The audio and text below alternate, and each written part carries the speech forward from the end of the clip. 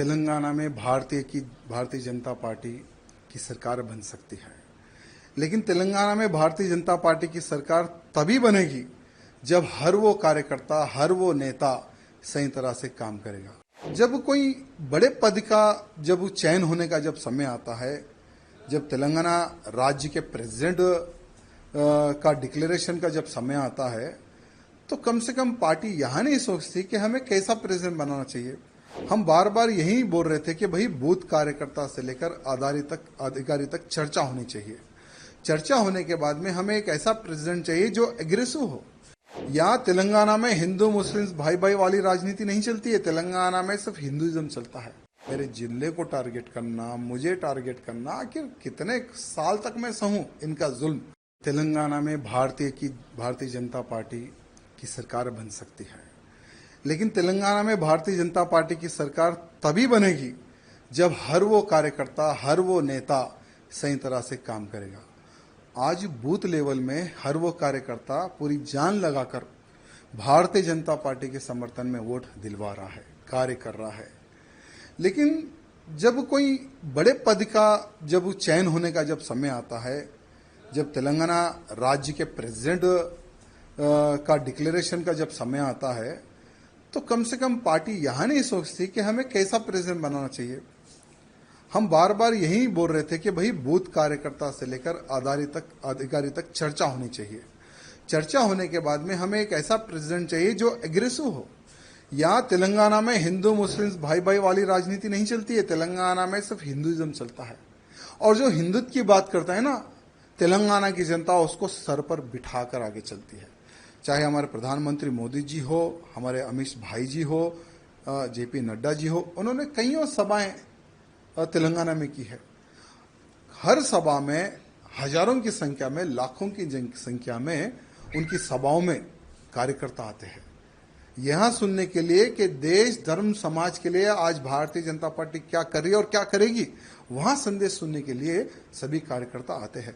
और आज भी हम भारतीय जनता पार्टी से जुड़े हुए तो हमारे प्रधानमंत्री नरेंद्र मोदी जी को देखकर, अमित भाई जी को देखकर, योगी जी को देखकर, नड्डा जी को देखकर, उनके कार्य को देखकर 2014 में भारतीय जनता पार्टी में हम सम्मिलित हुए। लेकिन दुर्भाग्य देखिए, 2014 से लेकर आज तक इतने तकलीफों का सामना हम लोगों को करना पड़ रहा, बाहर नहीं, पार्टी के अंदर ही। मेरे कॉन्स्टिट्यूंसी को टारगेट करना, मेरे जिले को टारगेट करना, मुझे टारगेट करना, आखिर कितने साल तक मैं सहूं इनका जुल्म।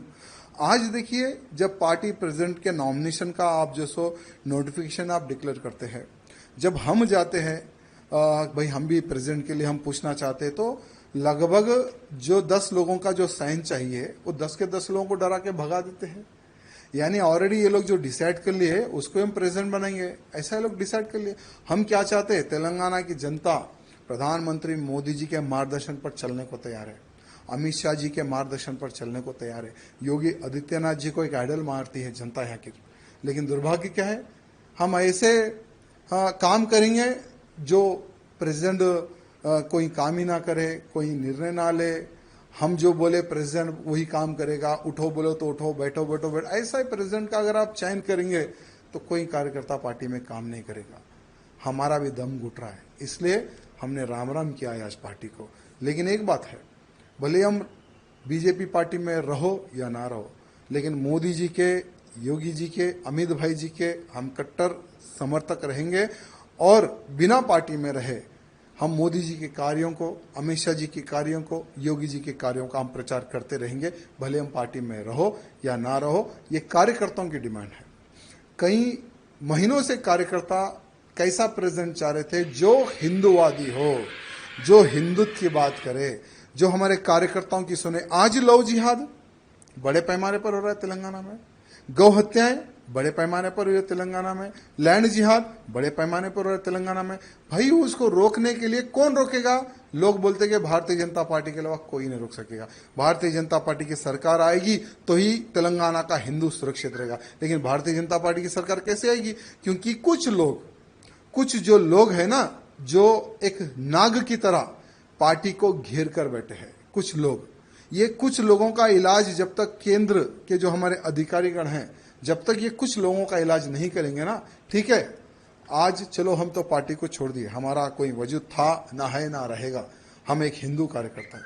भले राजनीति से हटकर हम हिंदुत्व का कार्य करते हैं और आगे भी हम हिंदुत्व का प्रचार और हिंदुत्व की सेवा हम करते रहेंगे, लेकिन उन कार्यकर्ताओं का विचार करने की आवश्यकता है जो एक विश्वास के तौर पर भारतीय जनता पार्टी से जुड़े हुए हैं। इसलिए हमारे प्रधानमंत्री मोदी जी से, अमित शाह जी से निवेदन करना चाहूंगा कि पूर्ण एक बार विचार करें और भारतीय जनता पार्टी का अध्यक्ष कैसा होना चाहिए ये मैं नहीं, हर वो बूथ कार्यकर्ता, हर वो अधिकारी, हर वो जो पार्टी के लिए जो खून बहा है, उनका एक समावेश, एक मीटिंग करने के बाद में उन कार्यकर्ताओं का आप इलेक्शन कीजिए, उन कार्यकर्ताओं से आप प्रपोजल लीजिए, तब देखिए कैसा प्रेसिडेंट यहाँ के बीजेपी के कार्यकर्ता, बूथ कार्यकर्ता चाहते हैं, ये हमारे केंद्र के अधिकारियों को पता चलेगा। आपका आगे कार्रवाई कैसे होने वाली? देखिए कुछ नहीं, हमने किशन रेड्डी जी को यहाँ कहा कि आपके ही हाथों से हम पार्टी में ज्वाइन हुए थे 2014 में और आपके ही हाथों में हम रिजाइन दे रहे हैं, हम पार्टी के बाहर जा रहे हैं, क्योंकि ये मोनोपोली जब तक पार्टी में बंद नहीं होगी तब तक पार्टी सत्ता में नहीं आएगी और हम दम घुट घुट कर हम पार्टी का सर्वनाश हम नहीं देख सकते। यानी बीजेपी को डुबोने का कार्य कर रहे हैं यहाँ के लोग, यहाँ के कुछ अधिकारीगण जो सत्ता का गलत उपयोग करके पार्टी को डुबोने का जो कार्य कर रहे हैं ना, तो ऐसी डूबती नैया में और पार्टी को डूबते हुए हम नहीं देख सकते, इसलिए हम पार्टी के बाहर आए। आगे का हमने किशन रेड्डी जी को रिक्वेस्ट किया है कि आप स्पीकर को भी एक पत्र लिख दो कि राजा सिंह बीजेपी का विधायक नहीं है, उसको सस्पेंड करो। अगर किशन रेड्डी जी वो भी अगर काम कर देते तो उसका भी हम समर्थन करते हैं। बाकी का हम एक हिंदू नेता है, धर्म प्रचार करना हमारा काम है, वही करते रहेंगे। सर, आप इतने साल से पार्टी में रहे, 3 बार आपने बीजेपी में जीते और आपकी और पार्टी वर्कर्स को क्या बोलना चाहिए सर? मेरे पार्टी के कार्यकर्ताओं से यही निवेदन करना चाहूंगा, ठीक है ये मेरा व्यक्तिगत निर्णय था, क्योंकि हर इंसान कुछ सालों तक जुल्म सह सकता है, लेकिन कंटिन्यू जुल्म सहयोती शक्ति मेरे पास नहीं है। लेकिन आप लोग पार्टी में रहिए, पार्टी की सेवा करते रहिए, आज नहीं तो कल आपके अच्छे दिन आएंगे।